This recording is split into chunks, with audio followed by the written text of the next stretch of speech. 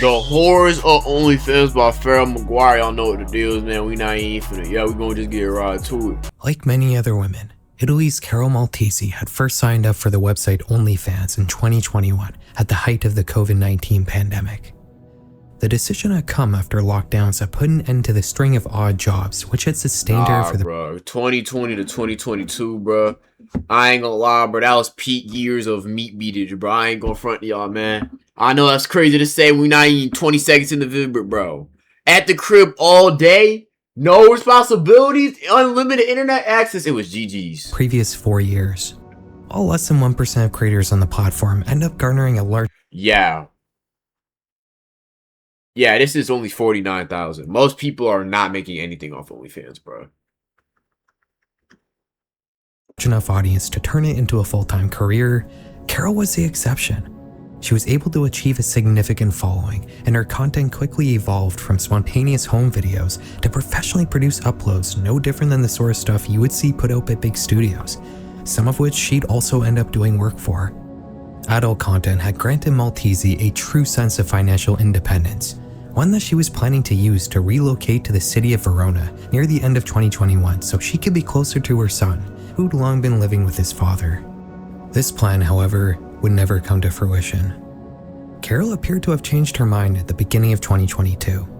Her social media presence would slow down greatly, and she'd tell her family that she was planning to instead move to Dubai. While she would continue to have conversations with friends and fans alike, she'd stop posting new photos and videos to her various social media profiles. She'd eventually tell those close to her that she intended to leave the world of adult content behind entirely. Yeah, I mean, that world, bro, you just want to leave it, get out, you know what I'm saying, make your bread, get out, and then go about your business. I mean, that's what you should do if you do plan that. Obviously, I wouldn't recommend that shit. Yo, it's popping. Bro, I've been sleeping for like 8 hours. Yo ass just woke up and shit. When you start school for again? Thursday, bro. That shit right around the corner. Is there any eats upstairs? There should be a steak. We're gonna see, bro. No problem. Her family grew concerned about her. She kept in contact with them over text but began to refuse her calls. The father of her son became especially suspicious when she refused to video call their child on his birthday, something he considered to be incredibly unusual behavior. As the Malteses were reeling, trying to come to terms with the sudden distance between them and Carol, a man driving along a mountain road outside the village of Pallina di Bolno would notice a group of garbage bags strewn about the side of the road. It wasn't completely out of the question for local residents to occasionally dispose of their household trash in this inconsiderate manner, but there was something about these bags that made the man stop to investigate them. He noticed something odd sticking out of one of them. He couldn't make out what it was from the road, but as he got closer, he saw that it couldn't be anything other than a human hand. Oh no. Soon enough, police officers were all over the narrow strip of road, which was now a crime scene. While the victim's face had been burned beyond recognition, there were several tattoos that could potentially aid in the identification of the body, a task that would be taken up by journalist Andrea Tortelli. He's the editor of local online newspaper bsnews.it. Yeah, it's probably not the best news. That's not the best name for BS News. That's probably an abbreviation for BS News. Could have chose any other name. A tip about the unidentified corpse and managed to get his hands on some photos of the tattoos. Through another tip from a helpful commenter, Andrea would manage to find a match for the tattoos, an adult actress named Charlotte Angie, the stage name used by Carol Maltesi. Through some more sleuthing, Tortelli would manage to get a hold of Carol's WhatsApp number, and he'd be surprised when Maltesi actually responded to his message. She was trying to assure the reporter that she was indeed alive and well, but Andrea wasn't convinced. He requested a voice note from Carol, and she sent him one, but it was completely silent. Tortelli would document all of this to hand over to the police, and he'd also write a series of articles about his investigation while the police carried out their own. We don't know exactly how the authorities managed to figure everything out. The details here aren't publicly known. But regardless, on March 29th, investigators would reveal that they had cracked the case, and we'd finally learn everything. In 2020, before Carol had even thought things about about producing adult OnlyFans and like streaming and just having a big platform as a woman in general is that you're gonna experience creeps and weirdos. That's the thing. Like as a man, you really don't experience or worry about like someone stalking my I don't worry about someone stalking my Twitch or my YouTube and being weird. I don't worry about that. That's not a fear I have as a man. But you know what I'm saying? If I was a 5'4", like 130-pound woman, I would definitely be more afraid of that. Cause dude, there's a lot of weirdo dudes out here, man. content, she'd enter a brief romantic entanglement with bank employee slash food blogger Davide Fontana. He was 17 years her senior and had messaged her on Instagram after her profile had caught his eye. It was an on-again, off-again relationship, but it would drive Davide to move not just to the same suburb as Carol, but even into her apartment building, becoming her neighbor near the end of 2020. When Maltese began producing adult content, Davide would even help her film it, and he'd occasionally perform in the scenes himself. Near the end of 2021, Carol began receiving requests for custom content on her OnlyFans profile from an anonymous user named Tombeau de Femme, French for womanizer. This is something you can do on OnlyFans. Users have the ability to pay creators to produce custom content made just for them, usually for exorbitant prices. Yeah, I'll never understand the mind of a man that pays for this shit. Like, I'll never understand. Like, even when I was in the trenches beating my shit, I will never understand paying exorbitant amount of money just to see a woman naked doing shit. I will never I can't fathom that. You feel me? Like I just can't really, like that image doesn't even register on my shit. This profile wasn't unusual either, as OnlyFans subscribers aren't exactly eager to fill out their profiles with identifiable personal information. The odd thing about Tombeau de Femme's requests, however, were their extreme nature.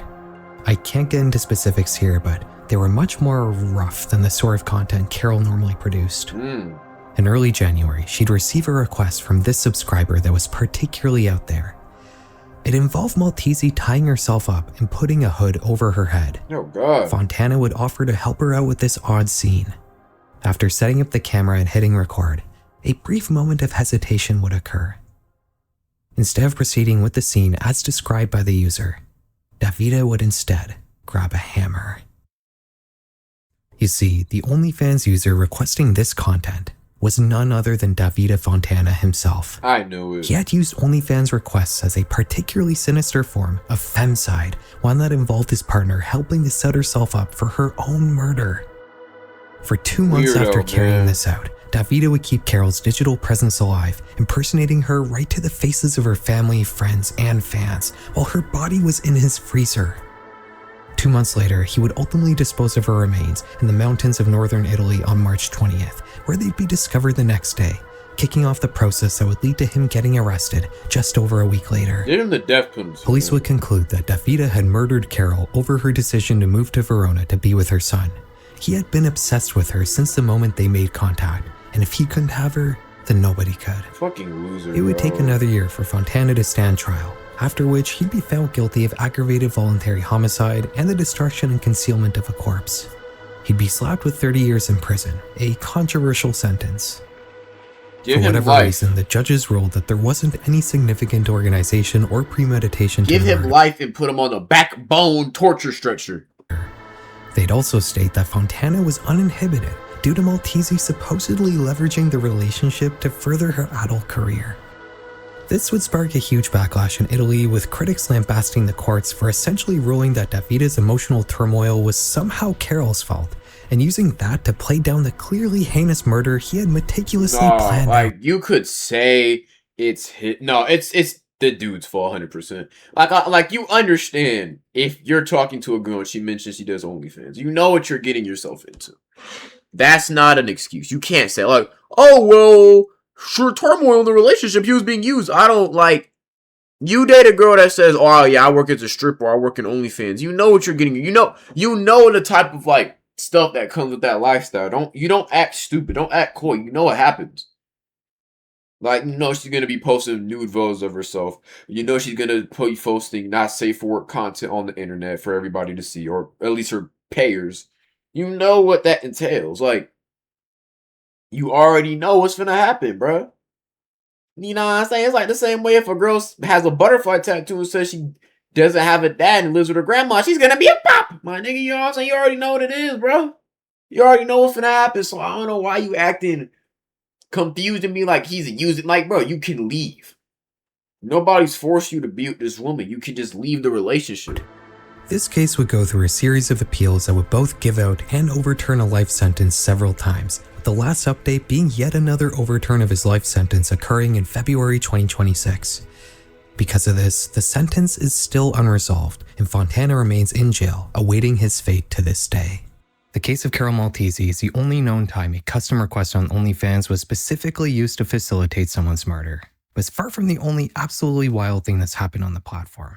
I've done many videos like this in the past where I base everything around a particular website, so I'm no stranger when it comes to taking a peek at the seedy side of online platforms. But let me tell you, OnlyFans did shock me with the sheer variety of stories and just the general ickiness of it all. I think the platform has this reputation of being the I'm not quote-unquote surprised. It's OnlyFans.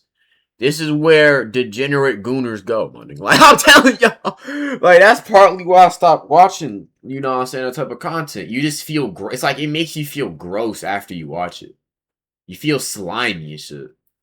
It's like, you like, damn, like, after you done doing this shit, sometimes you be midway and be like, damn, I could be doing something better with my life. That's why, it's partly why I stopped, bro. Plus, I had to lock in and make shit shake. safe avenue of producing adult content professionally, and maybe it is to a certain degree, but believe me, every possible peril you can think of when it comes to this often dangerous field of work seems to surround OnlyFans as well. And not only that, the unique parasocial nature of the platform has led to completely new kinds of horror stories as well, much like that first case we just talked about, and much like this next one. Tomosa Anur, 29-year-old Michaela Ryler Stam of Escondido County, California, was your ordinary suburban housewife. Married to insurance agent Brandon Ryler Stam, the couple had 3 children together. What many didn't know, however, was that Michaela was anything but a housewife. In fact, she had a very active career, just one that she kept under wraps. She had been running a massive stripper agency called SingCal Entertainment, managing over 50 erotic entertainers. Hey man, if you a husband, you got kids with your girl, bro, and then you find out that she's doing like some OnlyFans stripper shit. What's your next move? And male. Not only that, but she herself advertised her own services under the pseudonym Ashley SingCal, working as a high-end escort for roughly a decade. Like many in her line of work, she would gravitate towards the popular new platform OnlyFans, opening an account sometime in the early 2020s. She already had a very active social media presence, so it was a natural tool to add to her wheelhouse. Like basically all of her peers, she would take requests to produce custom content. She would also occasionally make use of her escort work to produce videos to sell behind a paywall, often to the eager chagrin of whoever had hired her. In March 2023, 55-year-old Michael Dale would stumble across Michaela's OnlyFans profile. He became infatuated with her, paying her over $11,000 over the course of just a few weeks for their online communications and in-person meetings. 11 bands. Dale's desires were unconventional to say the least. The things he wanted Michaela to do to him were downright strange. Along with wanting his whole body to be wrapped in saran wrap like a mummy, many of his requests involved using Gorilla Glue on various parts of his body. Michaela would later state that this was her first foray into this particular realm in her field of work, but she gladly fulfilled Michael's requests. Her husband even encouraged her, as Dale had been a high-paying customer. She also used these encounters to diversify. You've been knowing this whole time. Oh, no, I couldn't do that. I thought it would be a story where the husband finds out and crashes. But she gladly fulfilled Michael's requests. Her husband even encouraged her, as Dale had been a high-paying customer. Yeah, you one of them. You one of them, bro. You let your wife, the mother of your kids, not only do this type of content, but then, again, do this to another man. Yeah, you one of them, bro. Go ahead, get him up out of here, coach. Get him up out of here, coach. Get him up out of here, coach. Get him up out of here. Get that nigga the fuck up out of here, man. She also used these encounters to diversify the content she offered on her OnlyFans profile, with Michael being happy to play a part in her videos. On April 17th, 2023, Dale had once again paid for Michaela's company. When she showed up at his place around 6 p.m., she would find that Michael was drinking and was visibly intoxicated. The activities of that evening were particularly unhinged, possibly being influenced by Michael's altered state of mind. He once again asked to be completely wrapped in saran wrap, but this time he also wanted his arms bound and duct tape adhered around his mouth and the rest of his face. The danger came, however, when a plastic bag was placed over Michael's head, which also ended up getting adhered to his frame with duct tape. All while this was happening, Michaela had a camera set up in the corner and was filming everything. Supposedly, in the video, Dale eventually stops responding to her verbally, but Michaela just kept going. At one point, Michael's roommate walks into the room. I want to take a second to highlight how unimaginably creeped out Michael's roommate likely felt in this moment. Michael's poor roommate, man. That boy probably like, yo, I got some groceries, man. We finna hop on the gang, you know what I'm saying? We got some girls in town, da-da-da.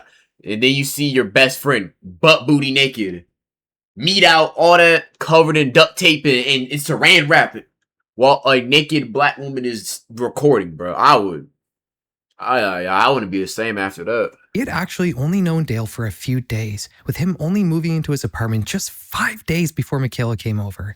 He likely had no idea the sorts of things his new roommate was into. Yeah, your new roommate's a freak ball. A new roommate, and one night he tells you he's having a lady friend over.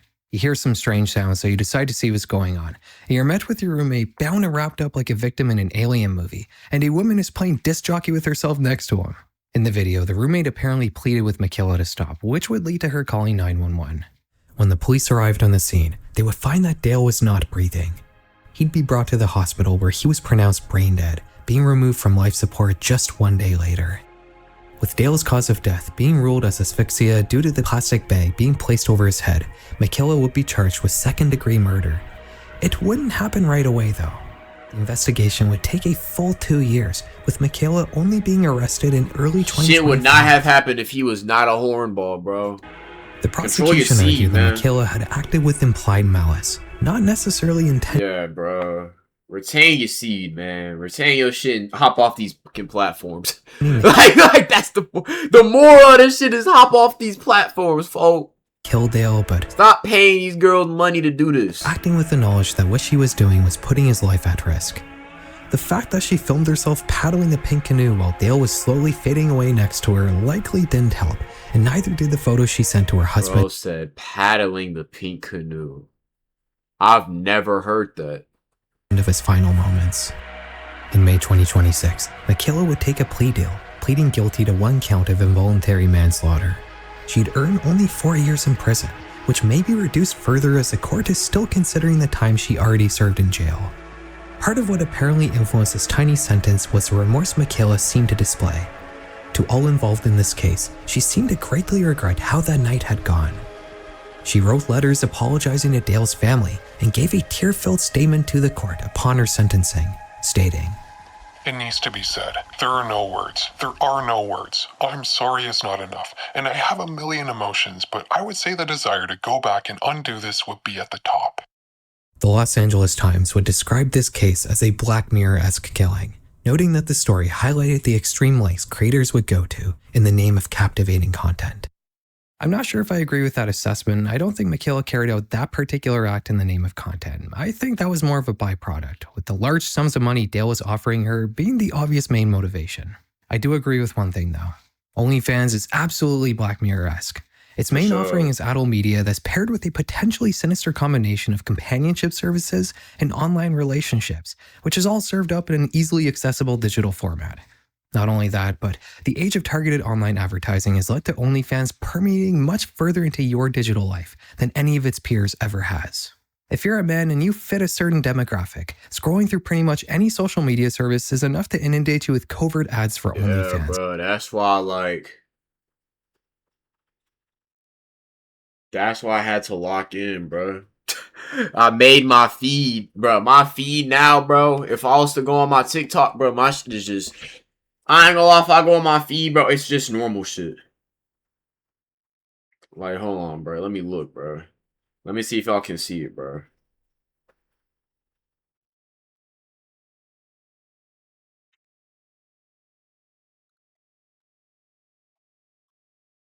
Like, look, hold on. I'm gonna show y'all my shit. Like, this is memes. This is like some anime, like this is like school animation. Some food. Sosa. Some more like One Piece. Some like more some anime. Some regular like Minecraft. Like, bro, my shit is just regular, bro. Like some bicep shit. Food. Like, bro, I got a normal ass like.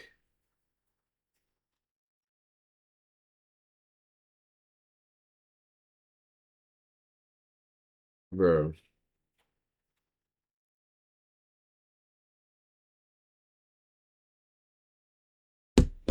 Nah, bro. Greg, This I'm is finna pull up to the Victor.